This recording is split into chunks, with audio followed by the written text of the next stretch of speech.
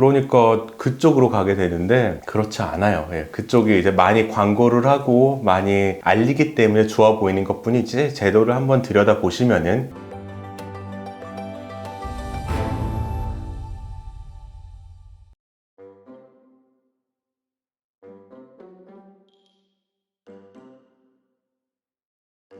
예, 유튜브나 뭐 블로그나 이런 데서 정보들 보면은 네. 뭐 개인 회생 파산 그리고 워크아웃 이런 거를 비교한 자료들이 되게 많은데 네. 변호사님은 이제 또 워크아웃이라는 거에 대해서 좀 회의적이시잖아요. 네, 저는 그렇습니다. 예전 네. 영상에도 이렇게 있었는데 개인 회생이랑 네. 워크아웃에 대해서 한번 좀 간단하게 요약을 한번 해주실 수 있을까요? 간단하게 두 개의 공통점은 채무조정제도라는 거고요. 두 개의 차이점은 개인회생은 공적구제제도고 워크아웃은 사적구제제도다. 하나는 공적으로 국가에서 하는 거고 하나는 사적으로 하는 것이다. 이게 가장 큰 차이라고 할 수 있어요. 사적이라고 한다면은 뭐 어떤 사적? 사적이라는 거는 공권력에 개입하지 않는다는 점에서 사적이라는 거죠. 예를 들어 보면은 채권자들을 적으로 비유할게요. 채권자가 한 10명 이렇게 옵니다. 채권자들이 탱크를 타고 전방에서 막 와요. 그러면은 개인회생 같은 경우에는 국가가 개입해서 벙커를 만들어 놓고 채무자를 집어 넣습니다. 그러면은 채권자들이 아무리 포탄을 발사를 하고 아무리 공격을 해도 채무자는 안전해요. 이렇게 3년의 기간을 지낼 수 있는 것이 개인회생이라면은 똑같은 상황에서 이제 채권자들이 탱크를 타고 오죠. 채권자 10명이 포탄을 쏘기 위해서 다가올 때 국가가 개입하지 않고 잠깐 오지 말아주세요 라고 협상을 해서 채권자의 과반수가 동의를 하면은 이제 휴전 협상을 하는 거예요. 휴전을 하는 것이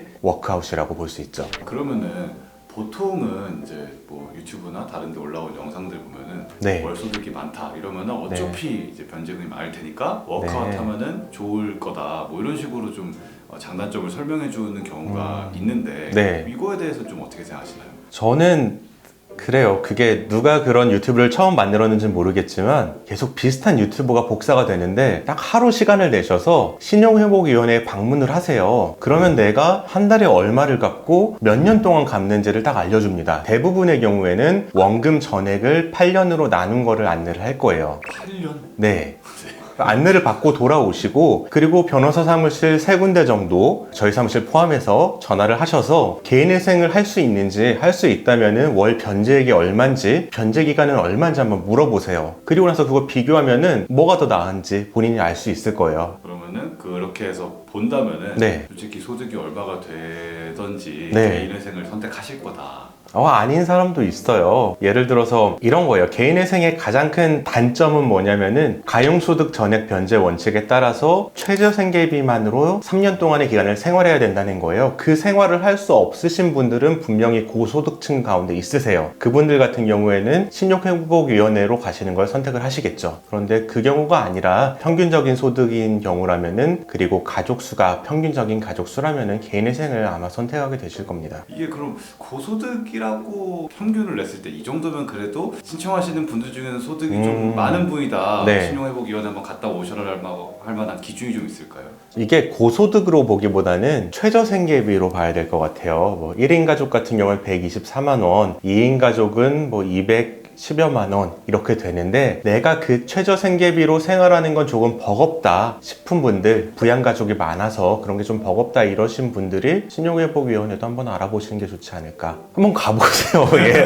한번 가서 상담해 보시면은 내가 얼마를 갚아야 되는구나 알게 되실 겁니다. 그러면 또 궁금한 게 있는데 네. 워크아웃을 하게 되면은 되게 어쨌든 길잖아요. 네. 하다가 지쳐가지고 이제 막 네. 5년 차에 못 냈다. 네. 이렇게 되면은 워크아웃은 어떻게 되나요? 워크아웃을 하면서 감면된 금액은 당연히 못 내면은 다시 살아나게 되는 거고요. 그건 협약에 따라서 줄었던 거기 때문에 내가 협약 위반을 하면은 당연히 늘어나게 되는 거고 그 채무에 대해서 다시 뭐 개인회생을 오시는 분들도 분명히 있습니다.